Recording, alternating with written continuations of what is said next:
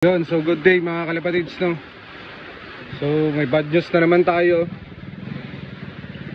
Meron na naman tayong inakay na hindi na naman nakalabas sa shell mga kalapatids. Kondisyon na kondisyon naman yung mga breeder natin dito. Yan, kung mapapansin nyo, puting puti naman yung ilong, pumupulbos yung paa mga kalapatids. Kinondisyon ko rin talaga to halos 1 month. Pero ito na naman. Aywan, kung sa kulungan na to, dito rin sa kulungan na to may namatay na inakay, kaya nga pinalitan ko ng pares. Ngayon meron na naman mga kalapatids, no? So chinek ko kasi kanina, no? So chinek ko kanina, tingnan ko yung itlog nila. So ito yung itlog mga kalapatids. So wala na. So tinitinan ko kung gumagalaw. Pero nung inamoy ko, yun, so napakabaho na talaga mga kalapatids. Grabe, sablay yung breed natin ngayon, no? So sa 10 ring na kinuha natin na club ring mga kalapatids ay wala. Hindi na makakahabol yun. So wala na talaga. So 6 lang yung malalaro natin. Wala. Tapos yung isa mga kalapatids, ganun din. Sini ko rin to. Wala, ang baho na rin mga kalapatids.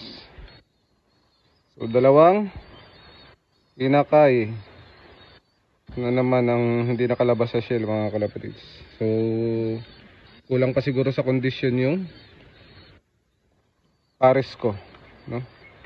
Dahil nga yun ay mahina yung inakay nila. Grabe lang kasayang mga kalapatids, no? Sayang na sayang lang mga kalapatids. Dahil yun, inaasahan ko pa naman to na susuksok sa may palabas na rin ngayon na pang norte. Ay ito, yung mga linyada nito ay pang sa norte kumakana. Itong ibon ko na nag 3rd overall champion ng norte rin, no?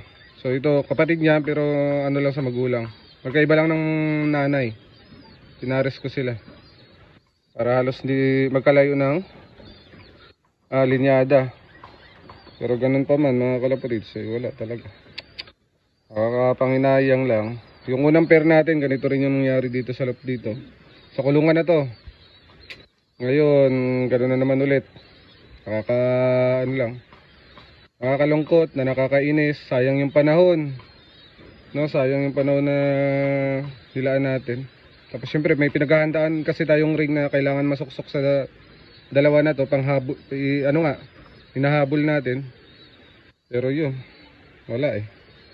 Ganun pa man. So tatanggalin ko na lang to. Kukuha na naman tayo ng ibang pares. Kaya ipapalitan ko na lang to. So nadidismaya lang ako mga kalapatids. Nakakalungkot.